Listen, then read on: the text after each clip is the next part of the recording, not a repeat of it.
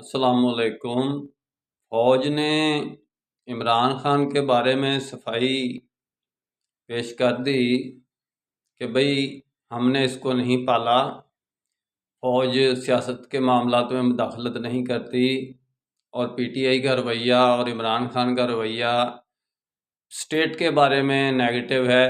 State اس کے حامل نہیں ہے جس طرح یہ کر رہے ہیں، یعنی کہ پاکستان کی حکومت کو، ریاست کو ان کی پالیسیز سے، پی ٹی آئی کے پیٹرن سے اور عمران خان کے رویے سے خطرہ ہے۔ اور کس قسم کا خطرہ ہے؟ یعنی کہ نقصان ہے، اس سے پوری دنیا میں پاکستان کا امیج ڈاؤن ہوتا ہے۔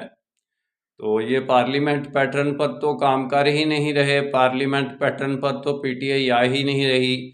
آرمی نے صفائی اس لیے پیش کی ہے کہ آرمی پر الزام تھا کہ آرمی لانے والی عمران خان کو یہ ہے۔ بھئی لانے والی یہ ہے، اس وقت کوئی ایسی یعنی توجیحات تھیں کہ جن کی بنیاد پر اس کو لایا گیا کہ وہ اس وقت سود مند تھا یہ فیصلہ۔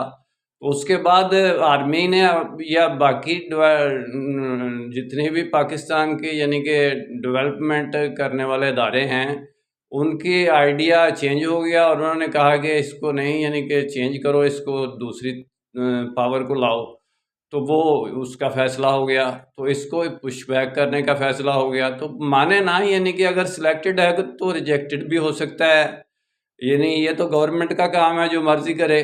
میرا کام اسلامک ورلڈ کی امن اور یونائٹی کا ہے۔ انشاءاللہ ڈیٹیل میں بات پھر ہوگی۔ نسبت، وحدت، خدمت، خیر کے ساتھ۔ اللہ حافظ۔